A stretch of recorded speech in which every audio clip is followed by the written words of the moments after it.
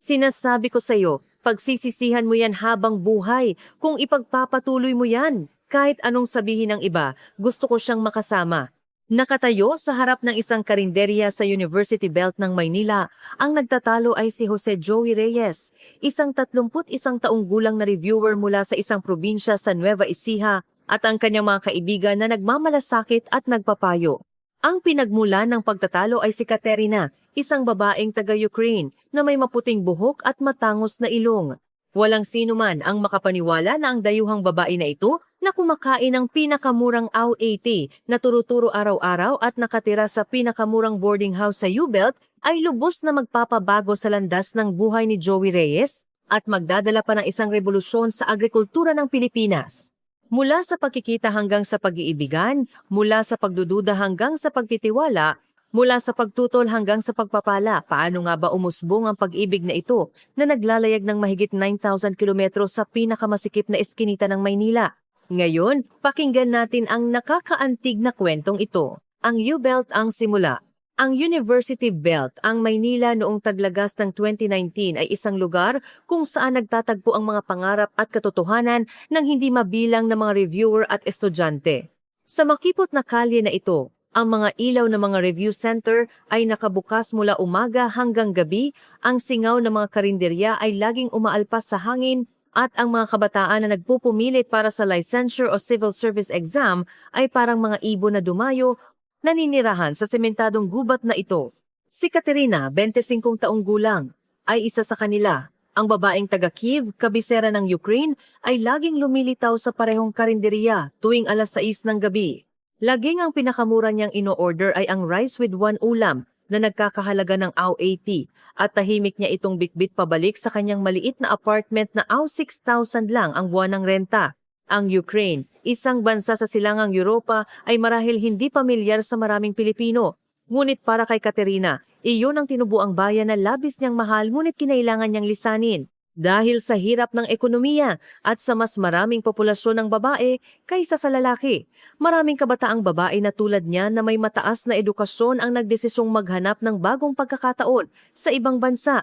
Si Katerina ay nagtapos ng Agricultural Engineering sa Kyiv National University at orihinal na puno ng pag-asa para sa kanyang hinaharap.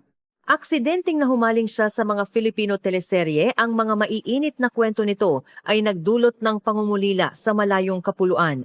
Nang mag-alok ng exchange student slot ang isang universidad sa Pilipinas, hindi siya nag-atubiling mag-apply. Gayunpaman, mas malupit ang katotohanan kaysa sa inaakala. Ang hadlang sa wika, pagkakaiba sa kultura, at problemang pinansyal bawat isa ay parang malaking bundok na dumadagan sa kanya. Upang makatipid, pinili niyang manirahan sa U-Belt, isa sa pinakamurang lugar sa Maynila. Ang 2 beses na pagkain sa karinderya araw-araw ay limit na para sa kanya. Ang tagpo sa eskinita.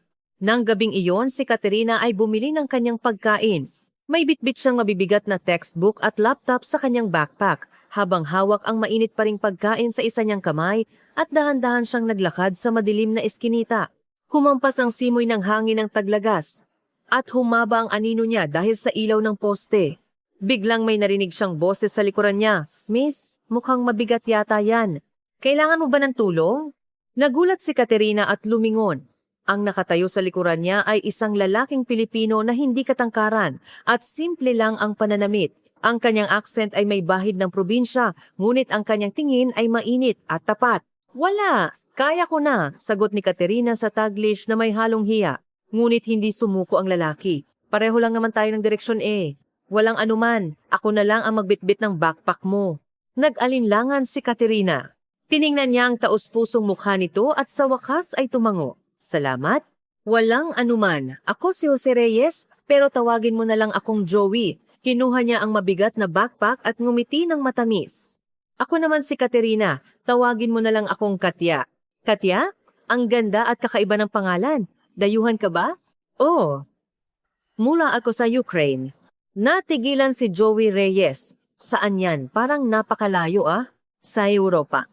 "Napakalayo sa Pilipinas," sabi ni Katya habang nakangiti ng mapait. Sa maikling paglalakad na iyon, nagkuwentuhan silang dalawa ng simple. Si Joey Reyes ay mula sa isang maliit na bukid sa Nueva Ecija. Magbubukid ang kanyang mga magulang. Pagkatapos niyang magtapos ng high school, tumulong siya sa bukid sa loob ng ilang taon hanggang sa nagdesisyon siyang kumuha ng civil service exam kaya pumunta siya sa U-Belt. Siya ay 31 taong gulang at 2 taon na siyang naninirahan sa kalye na iyon.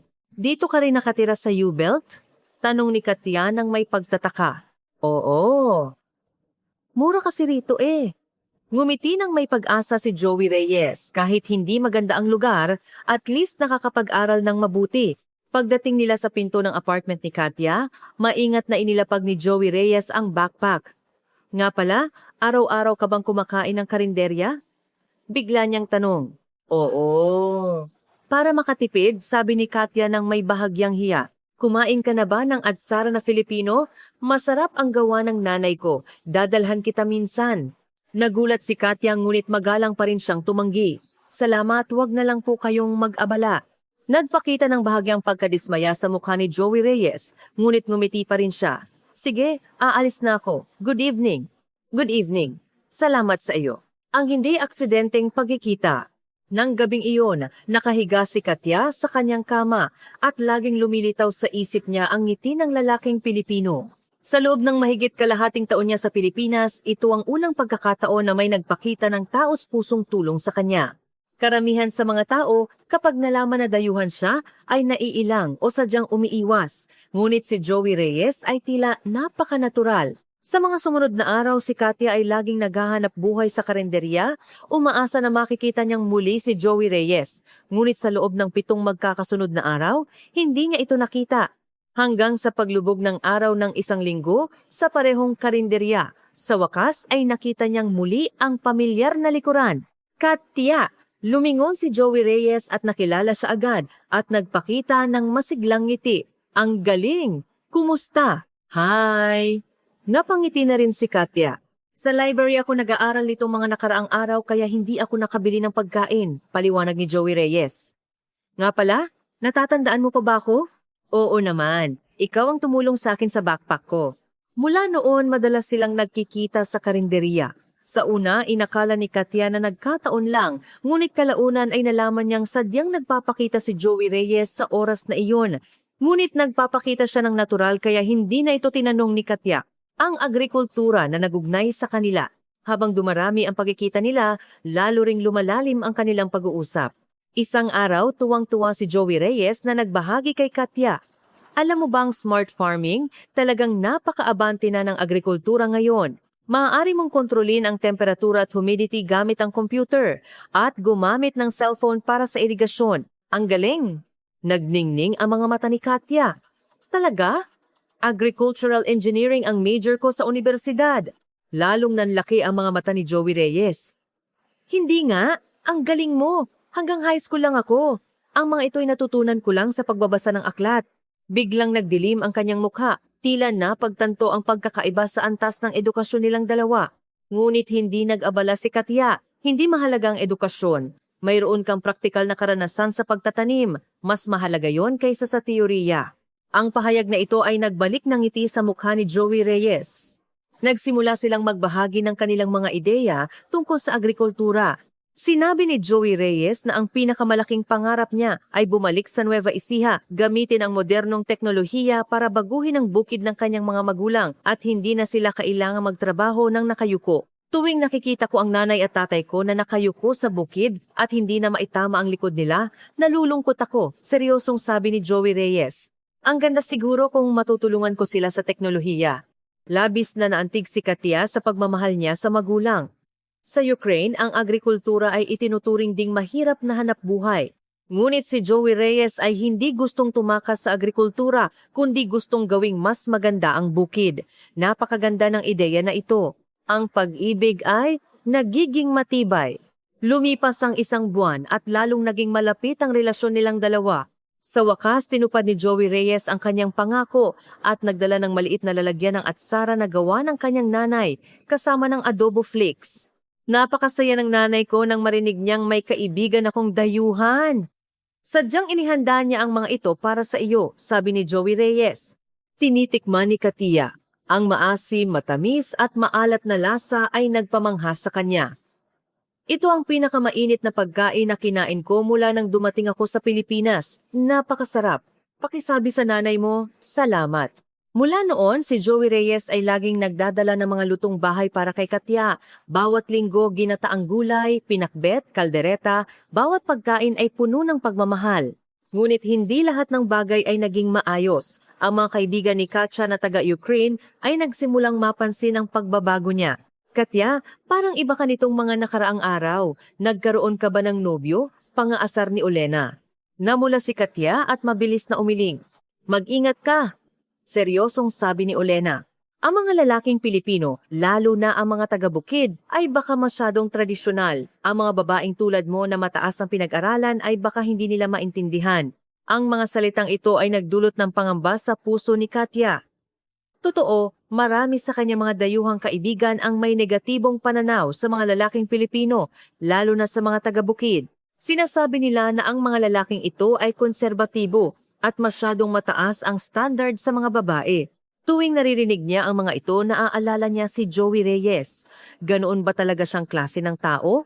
Ang pagsubok sa U-Belt, malamig na ang taglagas, at nagsimulang hindi maganda ang panahon sa Maynila. Isang gabi, huli nang dumating si Katya sa karinderya, ngunit nakita niyang naghihintay na si Joey Reyes sa labas. Ngunit ang kanyang mukha ay mukhang seryoso. Joey, anong nangyayari? Tanong ni Katya nang may pag-aalala. Nag-alinlangan si Joey Reyes at sa wakas ay nagsalita. Katya, ano ang tingin mo sa akin? Ang biglaang tanong ay nagpagulat kay Katya. Bakit mo naman biglang tinatanong yan? Ako lang, yumuko si Joey Reyes, pakiramdam po kasi masyado akong probinsyano, hindi ako bagay sa iyo. Ang totoo, sinabihan din ng mga kaibigan ni Joey Reyes ang mga katulad na bagay. Ang mga dayuhang babae, mataas ang standard, ang layo ng degree nyo. Ikaw na isang reviewer, ano ang maibibigay mo sa kanya? Ang mga salitang ito ay lalong nagpababa ng self-confidence niya. Tiningnan ni Katya ang mabait na lalaki sa harap niya at nalungkot ang kanyang puso. Joey, seryoso niyang sabi, para sa akin, hindi mahalaga ang edukasyon at pinagmulan. Ang mahalaga ay ang puso ng tao. Ikaw ang unang taong nagpakita ng taus-pusong kabutihan sa akin. Tumingala si Joey Reyes at tila umiiyak ang kanyang mga mata. Nang gabing iyon, matagal silang nag-usap. Ibinahagi nila ang kanilang mga pangamba, takot at pag-aalala. Sa halip, lalo pang nagdikit ang kanilang mga puso. Dito na napatunayan ni Katya ang kanyang damdamin kay Joey Reyes, higit pa ito sa pagkakaibigan, ang imbitasyon sa Nueva Ecija. Nagpalit ang panahon at dumating ang taglamig. Ang taglamig sa Maynila ay hindi naman gaanong malamig para kay Katya, ngunit nang bumagsak ang unang cold rain, naramdaman pa rin niya ang lamig. Nang araw na iyon, naglalakad sila ni Joey Reyes sa U-Belt. Ang mga patak ng ulan ay gumagawa ng tunog na drip-drop sa payong. Katya, nilalamig ka ba? Inalis ni Joey Reyes ang kanyang jacket. Huwag, ikaw ang lalamigin. Hindi ako nilalamig. Isuot mo yan. Pinilit niyang ilagay ang jacket sa balikat ni Katya. Ang init ay dumaloy mula sa balikat hanggang sa puso niya. Nang araw na iyon, inalok ni Joey Reyes si Katya. Katya, kung may oras ka, gusto mo bang bumisita sa amin sa probinsya? Gusto ka na ring makita ng nanay ko. Bumilis ang tibok ng puso ni Katya. Makita ang mga magulang? Alam niyang mahalagang ibig sabihin nito. Hindi ba masyadong biglaan? Baka magulat ang mga magulang mo kapag biglang may dayuhan na lumitaw. Ngumiti si Joey Reyes. Hindi! Excited na sila. Gusto ka raw niyang turuan kung paano magluto ng pagkaing Pilipino. Gusto ka ring dalhin ng tatay ko para makita ang bukid namin. Nag-isip si Katya sa loob ng ilang araw. Ang pagbisita sa pamilya ni Joey Reyes sa Nueva Ecija ay hindi lang isang paglalakbay, kundi isang kumpirmasyon ng relasyon. Ngunit may sagot na siya sa kanyang puso. Ang paglalakbay sa Nueva Ecija. Noong weekend, sumakay silang dalawa sa bus patungong Nueva Ecija. Sa labas ng bintana ng bus, dahan-dahang lumabas ang tanawin ng bukid sa Pilipinas. Ang malawak na rice field, ang mga bundok sa malayo, ang mga bahay sa bukid lahat ay parang isang tahimik na watercolor painting. Ang ganda! Hindi napigilan ni Katya ang mapamangha. Mas magugustuhan mo kapag nakita mo na ang baryo namin, sabi ni Joey Reyes nang may pagmamalaki. Ang maliit na baryo sa Nueva Ecija ay talagang napakaganda. Mula sa bus terminal ay sumakay sila ng tricycle papunta sa kanilang baryo. Ang tanawin sa daan ay nagpaakit kay Katya. Wala rito ang ingay at gulo ng Maynila. Tanging ang tunog lamang ng hanging humahampas sa mga palayan. Ang bahay ni Joey Reyes ay isang simpleng bungalow. May maliit na hardin sa harap at ilang greenhouse sa likod. "Ma, dinala ko na si Katya!" Sigaw ni Joey Reyes. Bumukas ang pinto at isang babae na nasa edad 50s ang mabilis na lumabas. "Ay naku, welcome, welcome. Napakalayo ng biyahe mo. Napagod ka siguro." Hinawakan ni Nanay Reyes ang kamay ni Katya. "Tulong, halika, pasok." Kahit hindi lubos na magkaintindihan ng wika, hindi na kailangan ng translation ng init ng Nanay Reyes. Naramdaman ni Katya ang isang uri ng init ng tahanan na matagal na niyang hindi nararamdaman. Sa mesa, napakaraming handa adobo, sinigang na hipon, ginataang gulay, chicken curry. Bawat ulam ay nagpapakita ng init ng lutong bahay. "Kumain ka ng marami. Laging ikaw ang binabanggit ni Joey namin na puro karinderya lang daw ang kinakain mo sa Maynila. Napakapayat mo." Laging dinadagdagan ni Nanay Reyes ang pagkain ni Katya. Namula agad ang mukha ni Joey Reyes. Medyo nahiya rin si Katya ngunit ang puso niya ay umiinit. Ibig sabihin, laging binabanggit siya ni Joey Reyes sa bahay. Pagkatapos kumain, dinala ni Joey Reyes si Katya sa bukid. "Ito ang greenhouse namin. Nagtatanim kami ng cabbage at pechay ngayon. Ang greenhouse ay puno ng halaman at ang mga gulay ay mukhang masigla." "Joey, ang ganda ng tubo ng mga ito." Taos-pusong sabi ni Katya. "Kaya lang medyo nahihiya ako," sabi ni Joey Reyes. "Masyadong tradisyonal pa rin ang mga kagamitan. Gusto ko sanang i-upgrade ito sa smart greenhouse pero napakamahal." Sa sandaling iyon, lumapit si Tatay Reyes. "Ikaw si Katya, di ba?" Ngumiti siya ng buong puso. "Ang dami mong ginawa para sa Joey namin." Hindi po. Napakabait ni Joey sa akin," mabilis na sabi ni Katya. Ipinakita sa kanya ni Tatay Reyes ang bagong solar panel na inilagay. Ito ang pinag-aralan ni Joey at siya ang naglagay. "Ngayon, nakatipid kami sa kuryente at maganda rin para sa kalikasan." Mula sa tono ng Tatay Reyes, naramdaman ni Katya ang pagmamalaki at pagtitiwala sa kanyang anak, ang kumpirmasyon ng damdamin. Nang gabi, sama-samang kumain ang buong pamilya. Ang kapatid ni Joey Reyes, si Lea, ay umuwi rin mula sa kanyang kolehiyo sa Maynila. "Ang ganda mo, ate," sabi ni Lea. Kaya pala laging Katya ang sinasabi ni Kuya. Ngayon naintindihan na ni Katya. Nagtawanan ang lahat, lalo namang nahiya si Joey Reyes. Nang gabing iyon nanatili si Katya sa bahay ni Reyes. Maingat na inihanda ni Nanay Reyes ang kanyang higaan at nagtimpla ng mainit na tsaa. "Katya, magpahinga ka na. Ang Joey namin ay mabuting bata. Sana ay unawain mo siya." Ang taos-pusong salita ni Nanay Reyes ay nagpaiyak kay Katya. Pagkatapos ng hapunan, ipinakita ni Joey Reyes kay Katya ang kanyang silid. Maliit ang silid ngunit malinis. Sa desk, nakatambak ang mga libro para sa civil service exam at sa tabi nito ay may ilang libro tungkol sa agricultural technology. May isang papel na nakadikit na nakasulat, "Baguhin ang kinabukasan sa agrikultura." "Joey, napakasipag mo talaga." "Wala naman. May pangarap lang," sabi niya. Sa sandaling iyon, lubos na nakumpirma ni Katya ang kanyang damdamin. Gusto niyang makasama ang lalaking ito na may pangarap, nagmamahal sa magulang, at may mabuting kalooban.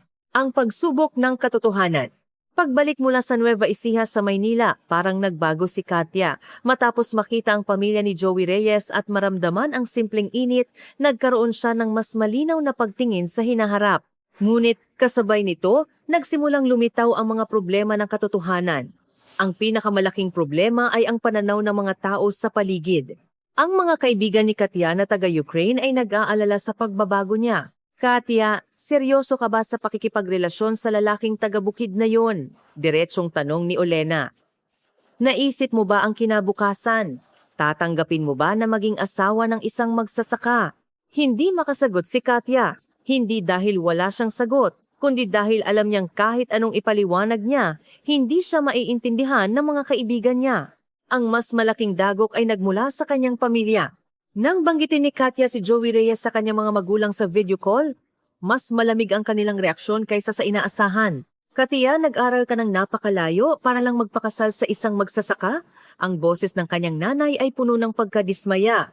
"Nag-graduate ka ng universidad, anak? Nag-uusap kami, pero kailangan mong pag-isipan ng mabuti. sabi rin ng kanyang tatay. Para sa mga magulang ni Katya sa Ukraine, ang anak na nagpunyagi sa pag-aaral sa Pilipinas ay dapat para sa mas magandang kinabukasan, hindi para bumalik sa agrikultura. Para sa kanila, ito ay isang hakbang paatras.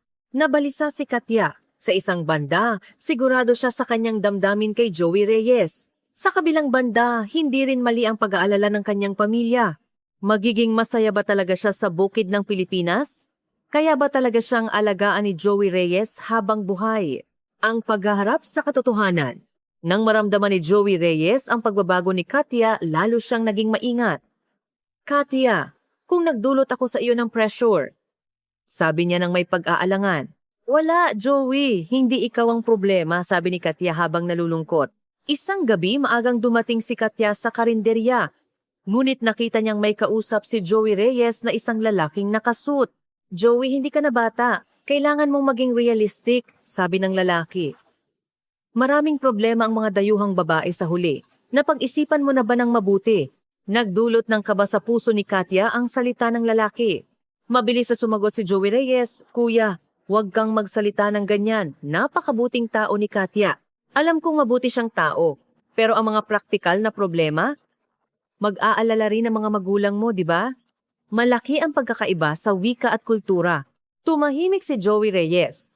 Malinaw na ang mga salitang ito ay tumama rin sa kanyang pag-aalala. Tumalikod si Katya at umalis, hindi na rin bumili ng pagkain. Masyadong magulo ang kanyang isip. Totoo ang damdamin ni Joey Reyes, ngunit totoo rin ang pressure ng katotohanan. Hindi kaya siya pa ang magiging pabigat sa kanya.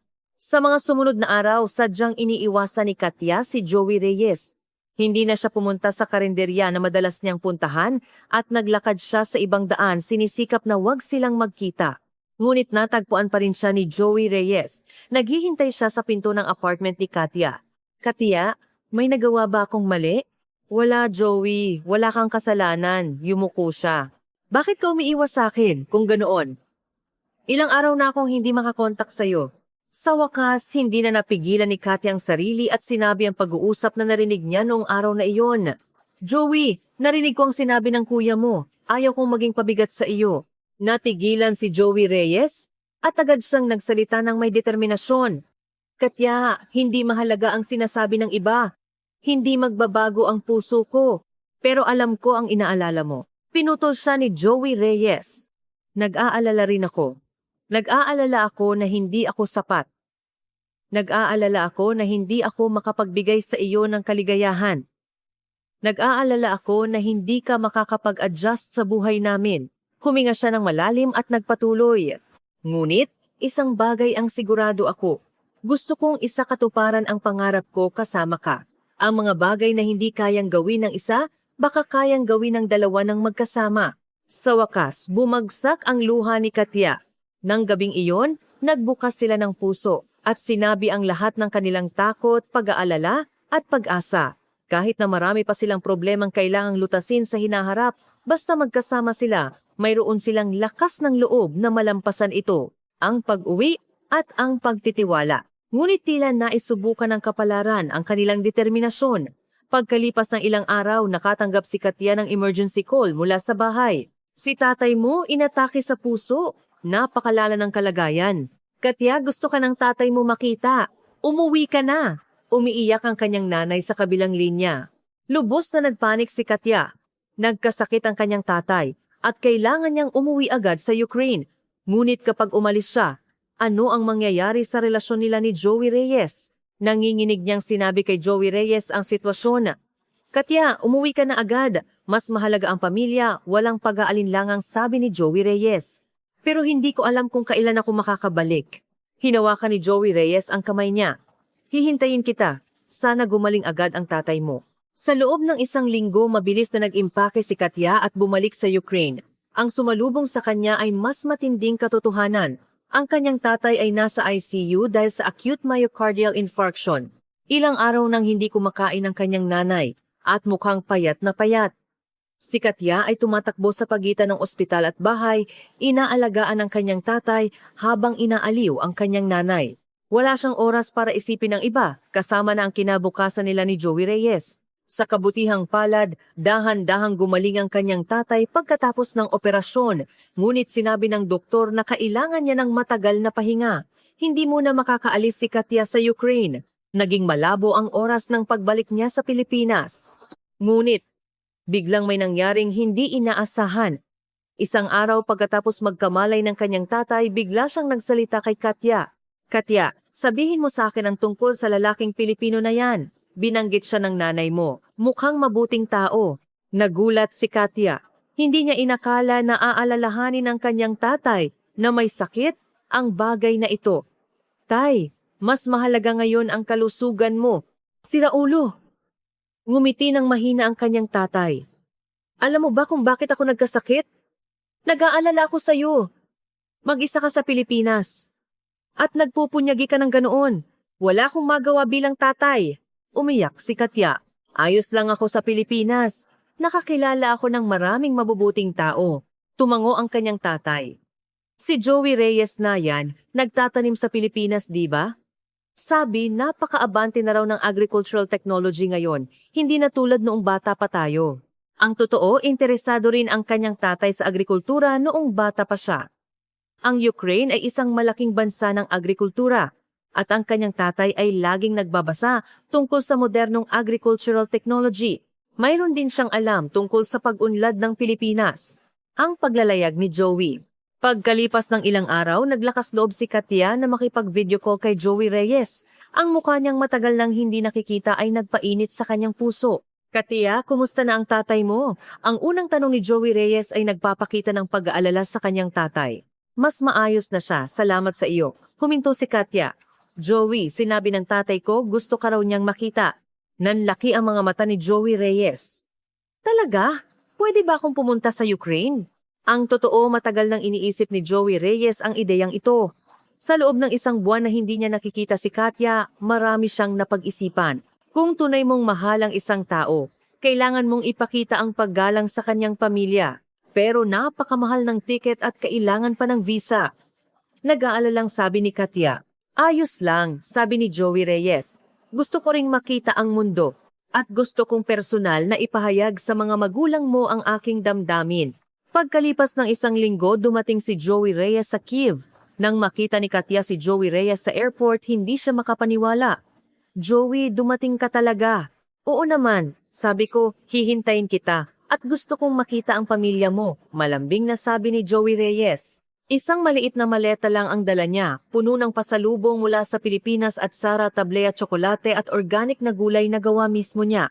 Ang pagkilala ng pamilya. Ang mga magulang ni Katya ay mas nagpakita ng pagmamahal kay Joey Reyes kaysa sa inaasahan. Ang lalaking Pilipino na ito ay tahimik, ngunit puno ng sinseridad.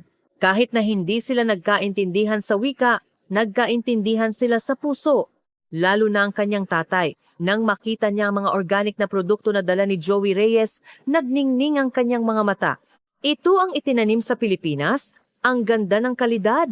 Nanatili si Joey Reyes sa Ukraine sa loob ng isang linggo. Sa panahong ito, nagkaroon sila ng malalim na koneksyon sa pamilya ni Katya.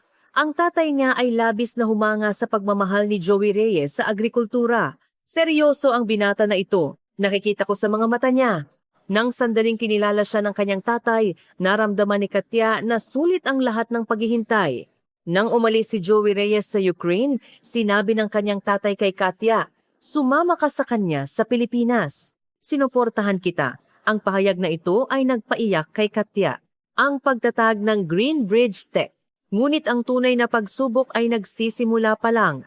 Pagbalik sa Pilipinas, nagsimulang planuhin ni Katya at Joey Reyes ang kanilang kinabukasan. Ngunit ang mga problema ng katotohanan ay mas komplikado kaysa sa inaakala.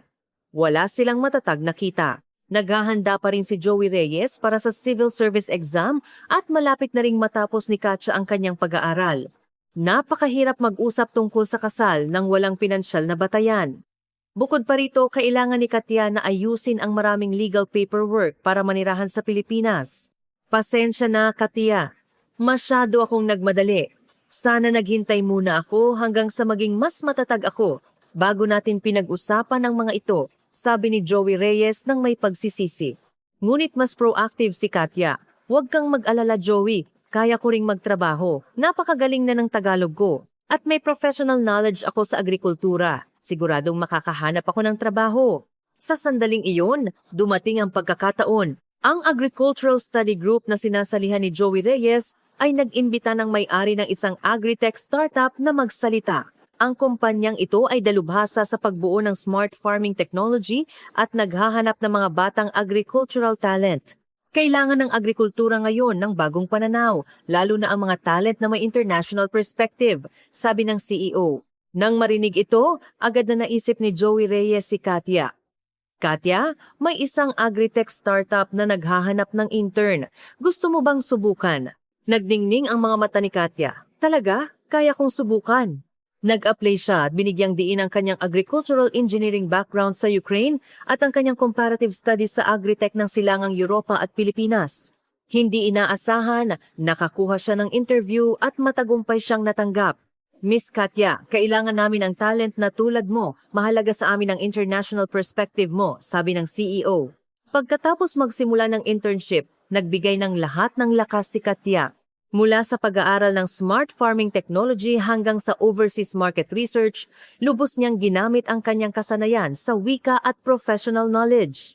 Lalo na sa pagpaplano ng Eastern European market, nagkaroon siya ng mahalagang papel. Nang makita ni Joey Reyes na nagliliwanag si Katya sa larangan ng agrikultura, naengganyo rin siya. Nagdesisyon siyang pansamantalang isantabi ang civil service exam at mag-focus sa agritech sector. Katya, gusto ko ring magtrabaho sa kumpanyang iyan. Pwede ba? Talaga? Pero ang civil service exam, mas mahalaga sa akin na abutin ang pangarap ko kasama ka kaysa sa maging isang government employee. May magagawa tayong mahalaga sa larangan ng agrikultura.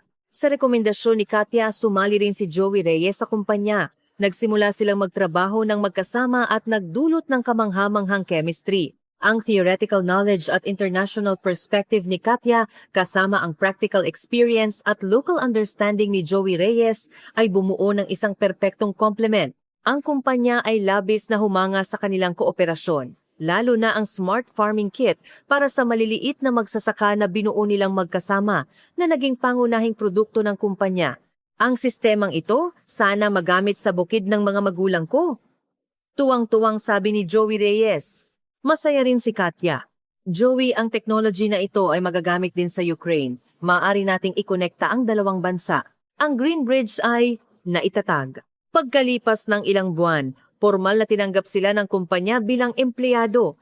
Nagsimulang maging matatag ang kanilang pinansyal na kalagayan, ngunit mas malaking pagkakataon ang naghihintay. Isang araw, tinawag sila ng CEO. Katya, Joey, interesado ba kayong maging independent startup? Maaari kaming mag-invest. Ang offer na ito ay nagdulot ng tuwa at kaba sa kanila. Boss, wala kaming karanasan sa startup? Nag-aalalang sabi ni Joey Reyes. Ang karanasan ay maaaring makukuha. Ang mahalaga ay ang passion at technology, seryosong sabi ng CEO. Ang small farmer technology na binuo ninyo ay may malaking market potential, lalo na sa overseas market. Ang totoo, ayaw ng kumpanya na mawala ang kanilang technology. Sa halip na magkaroon ng brain drain, mas mabuting magtatag ng partnership sa pamamagitan ng investment. Ito ang terms. Mag-invest kami ng $3 million bilang startup fund at magbibigay ng technical resource at office space. Pero hahawak kami ng 30% stake. Napakahusay ng term na ito. Nag-isip sina Katya at Joey Reyes sa loob ng ilang araw. Ang startup ay nangangahulugan ng pag-iwan sa matatag na trabaho. Malaki ang risk. Bukod pa rito, hindi pa lubos na nalutas ang visa problem ni Katya sa Pilipinas, ngunit matagal nang matatag ang kanilang puso. Joey, subukan natin. Hindi na uulit ang pagkakataon na ito. Sige, kahit mabigo, hindi natin pagsisisihan. Itinatag nila ang kanilang kumpanya at pinangalanan itong Green Bridge Tech. Ang ibig sabihin ay Green Bridge na nag-uugnay sa Pilipinas at sa mundo. Ito ang ideya ni Katya. At labis itong nagustuhan ni Joey Reyes. Ang unang tagumpay mula sa bahay. Ang mga unang araw ng startup ay talagang mahirap. Mula sa tech development hanggang sa marketing at client management, sila ang gumagawa ng lahat. Normal na ang magtrabaho ng 12 oras bawat araw. Hindi rin sila makapagpahinga sa weekend. Ang pinakamahirap ay ang paghahanap ng unang client. Katya, may magsasaka ba talagang gagamit ng produkto namin? Wala si Joey Reyes ng confidence. Sa teorya, perpekto ang technology, ngunit hindi alam ang actual market acceptance. Sa sandaling iyon, dumating ang pagkakataon mula sa hindi inaasahang lugar, ang hometown ni Joey Reyes. Joey, nabalitaan kong gumawa ka raw ng agritech. Pwede ba naming subukan sa baryo namin? Tumawag ang barangay captain. Ang totoo, laging ipinagyayabang ni Tatay Reyes ang business ng kanyang anak sa mga tao sa baryo. Ang Joey namin kasama ng kanyang dayuhang asawa ay gumawa ng agritech. Napakagaling! Ang simpleng pagmamalaki na ito ay nagdala ng unang business opportunity. Agad na umuwi sina Katya at Joey Reyes sa Nueva Ecija at nagpakita ng demonstration ng technology sa harap ng mga farmers. Kinabahan sila. Kapag nagtagumpay, maganda. Kapag nabigo, mapapahiya ang pamilya ni Reyes. Mga kababayan, ang sistemang ito ay kayang kontrolin ang temperatura ng greenhouse gamit ang cellphone, paliwanag ni Katya sa hindi masyadong matatas na Tagalog. Namangha ang mga farmers. Talaga? Magtatanim gamit ang cellphone? Nagtagumpay ang demonstration, lalo na dahil sa simple ang interface ng operation kahit ang mga matatanda ay madaling gumamit nito. Ang dali nito, kaya ring gamitin ng mga matatanda. Nang araw na iyon, 5 farm ang pumirma ng kontrata. Ito ang kanilang unang client. Katya, nagawa natin. Tuwang-tuwang niyakap ni Joey Reyes si Katya. Ito ang unang beses na nagpakita siya ng damdamin sa publiko sa harap ng mga taga-baryo. Ang Joey namin nakahanap ng magaling na asawa. Nagbiro ang barangay captain. Nagtawa na ng lahat. Sa sandaling ito, naramdaman ni Katya na talagang naging bahagi siya ng baryo. Ang tulay patungo sa Ukraine. Kumalat ang balita ng tagumpay. Nagsimula na ring magtanong ang mga kalapit na baryo. Napansin din ng agri-media ang kwento ng batang lalaking Pilipino at babaeng taga-Ukraine na lumikha ng agritech nang magkasama nakakaakit ang kwento. Pagkalipas ng ilang araw, nagtungo ang isang agricultural magazine para interbyuhin ang Green Bridge Tech. Ano ang secret ng tagumpay ninyo? Palagay ko, dahil sa magkaiba ang background namin kaya nagkaroon ng bagong posibilidad, sagot ni Katya. Ang pinakamahalaga ay ang taus-pusong hangarin na tulungan ang mga farmers, dagdag ni Joey Reyes. Ang taus-pusong interview na ito ay nakaantig sa maraming tao. Ngunit nagdala rin ng bagong hamon ang tagumpay. Dumami ang orders, kailangan nilang palakihin ang produksyon at kumuha ng mas maraming empleyado. Ang mas mahalaga ay ang investor na kumpanya na nagsimulang magbigay ng pressure na pumasok sila sa overseas market. Katya, kumusta ang Ukraine market? Ikaw ang mas nakakaalam sa sitwasyon doon. Napakahalaga nito para kay Katya. Ang pagdadala ng Philippine technology sa kanyang homeland ay isang dalawahang significance personal at business. Ngunit naramdaman din niya ang pressure. Joey, napakalayo ng Ukraine market sa Pilipinas. Kaya ko ba talagang gawin? Mas alam mo ang Ukraine kaysa sa sinuman. At pupunta tayong magkasama. Nagplano silang dalawa para sa 3 buwang survey sa Ukraine. Sa pagkakataong ito, nagpalit sila ng role. Dinala ni Katya si Joey Reyes sa kanyang homeland. Ang paglawak sa mundo. Pagdating sa Ukraine, nagulat si Joey Reyes. Katya, napakalaki ng mga farm dito. Ang agrikultura ng Ukraine ay large-scale, na lubos na naiiba sa small farmer model ng Pilipinas. Kaya nag-iisip ako kung paano natin mailalapat ang technology natin dito, sabi ni Katya. Pagkatapos ng on-site investigation, nakahanap sila ng bagong direksyon. Kahit malaki ang mga farm, kailangan pa rin ng zone management system. Dito magagamit ang technology nila. Joey, maaari nating i-upgrade ang technology natin para sa zone smart management. Ang tatay ni Katya ay sumuporta rin sa plano. Siya, na lubos ng gumaling, ay masigasig na tinulungan ng kanyang anak na makipag-ugnayan sa local agricultural sector. Katya, kailangan ding magbago ang agrikultura ng ating bansa. Ikaw ang magdala ng pagbabagong iyon. Napakainit ng reaksyon ng mga local agricultural professional. Interesado sila sa pagdadala ng smart farming technology ng Pilipinas sa Ukraine. Nakipagkita rin sa kanila ang isang opisyal mula sa Ukrainian Ministry of Agriculture, ngunit lumitaw din ang pagtutol. Ang mga local agricultural company ay nag-aalala na ang foreign technology ay makakaagaw ng market at nagsimulang magreklamo. Ang foreign technology ay darating para sakupin ang agrikultura natin. Katya, anong gagawin natin? Hindi namin inakala na magkakaroon ng ganitong reaksyon, nagpanik si Joey Reyes. Ngunit kalmado si Katya.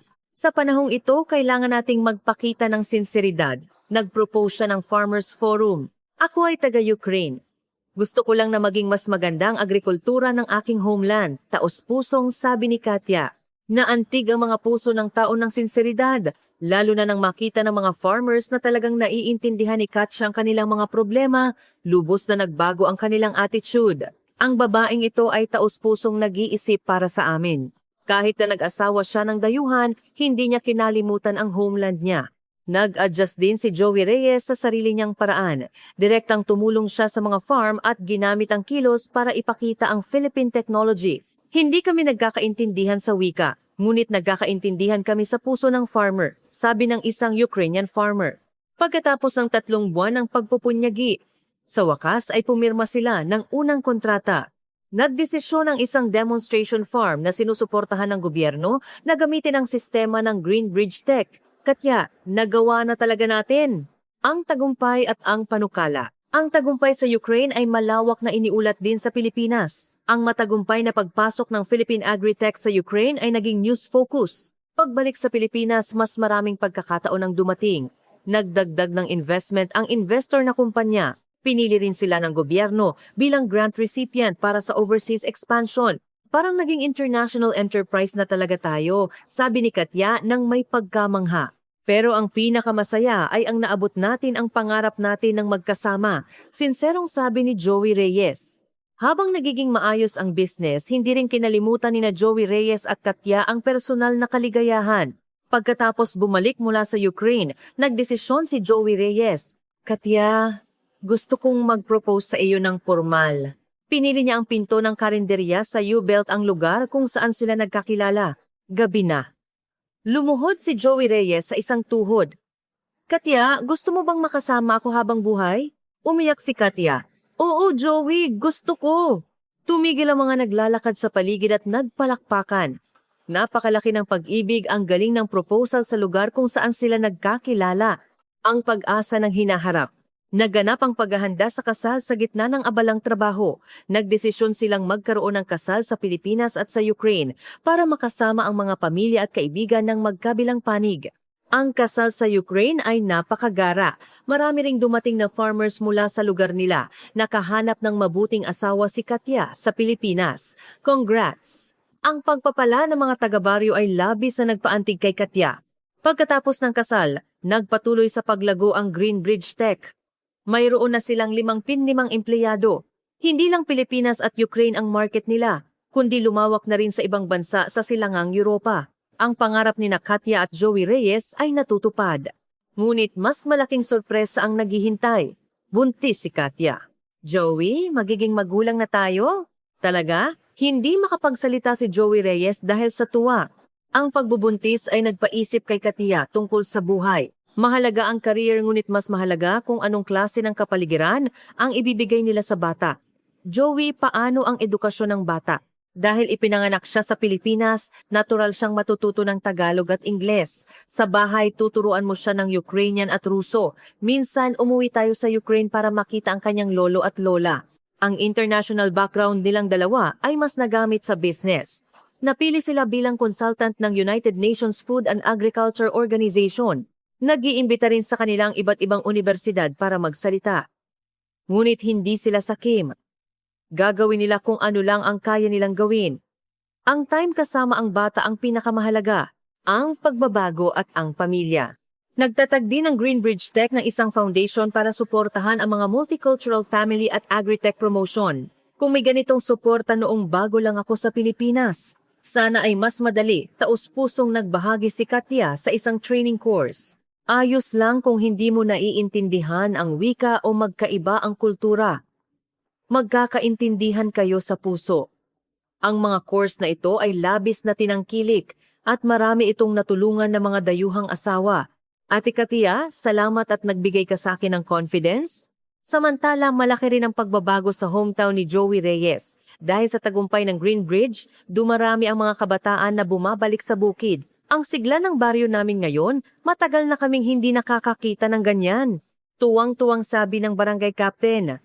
Ang Smart Farm Education Center na itinayo nila sa baryo ay naging popular spot para sa mga tour. Ang technology na natutunan namin dito ay nagpabago sa farm namin. Mataas ang satisfaction rate ng mga trained farmers. Isang araw si Katya na 8 buwan ng buntis ay nag-iikot sa education center. Lumapit sa kanyang isang matandang babae. Katya, salamat at dumating ka sa baryo namin. Nagbigay ka ng bagong buhay sa lugar na ito. Ang mga salitang ito ay nagpaiyak kay Katya. Nang dumating siya sa Pilipinas, mag-isa siya. Ngayon, nakakonekta na siya sa napakaraming tao.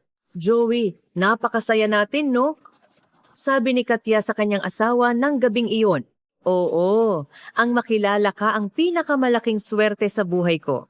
Malapit nang ipanganak ang bata. Siya ang magiging isa pang tulay na mag-uugnay sa Pilipinas at Ukraine. Isang espesyal na bata na lalaki sa pag-ibig ng dalawang bansa. Ang bunga ng pag-ibig. Sa wakas, ipinanganak ang unang anak ni Katya at Joey Reyes. Isang malusog na lalaki. Pinangalanan nila ang bata na Jose Gabriel, na ang ibig sabihin ay puno ng biyaya. Ang Ukrainian na pangalan niya ay Maxim. Ang baby natin, napakaganda. Buong saya na yakap ni Katya ang kanyang anak. Pinapanood ni Joey Reyes ang kanyang asawa at anak, at lumuha ang kanyang mga mata. Katya, salamat sa regalo na ito. Ang balita ng kapanganakan ni Jose Gabriel ay nakarating din sa Ukraine. May apo na tayo.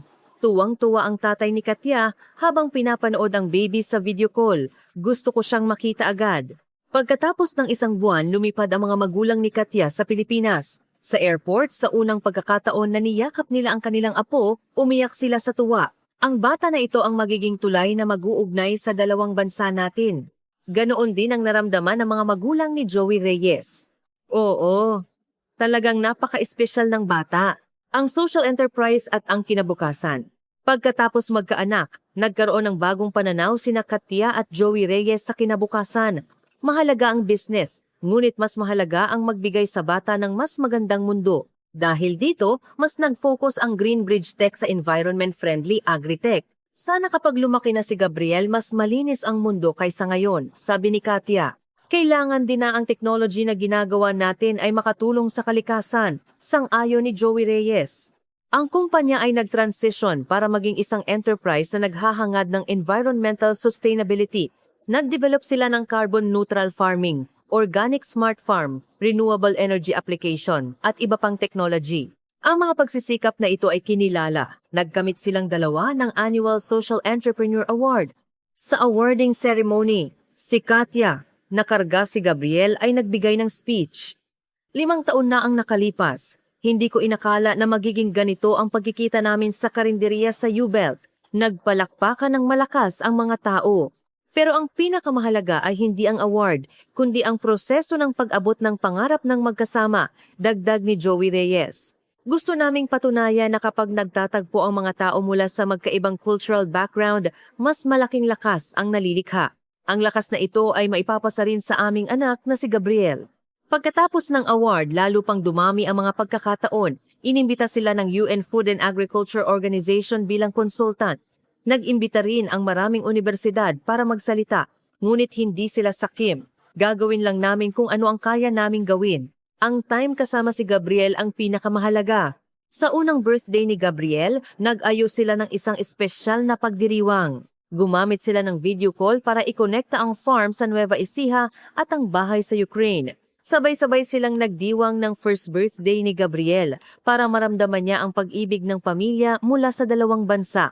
Sa pamanhikan ceremony where a child picks an object to predict their future, kinuha ni Gabriel ang tradisyonal na laruan na padala ng kanyang lola. Ang apo namin naiintindihan ang puso ng lola niya. Umiyak ang lola sa Ukraine sa screen. Ito ay tunay na pag-ibig ng pamilya na lumalampas sa mga hangganan. Ang walang hanggang pag-ibig. Ngayon, 2 taon na si Gabriel. Nagsisimula na siyang magsalita. Ang kamangha-mangha ay nagsasalita siya ng Tagalog at Ukrainian ng magkahalo. Ang kanyang nanay at tatay ay labis na nagmamalaki habang pinapanood nila ang kanilang anak na natural na gumagamit ng 2 wika. Ang anak natin naging international talent na talaga. Ang wika ay tool lang. Ang pinakamahalaga ay ang mainit na puso, sabi ni Katya. Patuloy ring lumalago ang Greenbridge Tech. Ngayon, lumawak na ito sa buong Asia. Interesado lalo na ang mga bansa sa Timog Silangang Asya. Sana ang technology namin ay makatulong sa mga farmers sa buong mundo. Ang pangarap ni Katya ay natutupad. Ang maliit na pagkikita na nagsimula sa karinderya sa U-Belt 5 taon na ang nakalipas ay naging isang matagumpay na kwento sa buong mundo. Ngunit para kina Katya at Joey Reyes, ang pinakamahalaga ay laging ang pag-ibig nila sa isa't isa at ang kaligayahan ng pamilya. Isang gabi dinala nila si Gabriel pabalik sa karinderya sa U-Belt. Joey, salamat talaga nung 5 taon na ang nakalipas. Tinulungan mo akong bitbitin ang backpack ko. Ako ang dapat magpasalamat, Katya. Ang makilala ka ang pinakamalaking swerte sa buhay ko. Si Gabriel ay nakangiti sa pagitan ng kanyang mga magulang. Ang kanilang pag-ibig ay nagpapatuloy sa susunod na henerasyon sa pamamagitan ni Gabriel. At ang enterprise na itinatag nila ay nag-aambag din sa pag-unlad ng agrikultura sa buong mundo. Ito ay tunay na pinakamagandang bunga ng pag-ibig. Mula sa autenta na karinderya mill sa U-Belt hanggang sa Greenbridge Tech na nagpabago sa agrikultura ng Pilipinas, mula sa pagkikita ng mga dayuhan hanggang sa pagtatatag ng transnational family, tunay na pinatunayan ni Katya at Joey Reyes na ang kapangyarihan ng sinseridad at pangarap ay kayang lampasan ang lahat ng hangganan.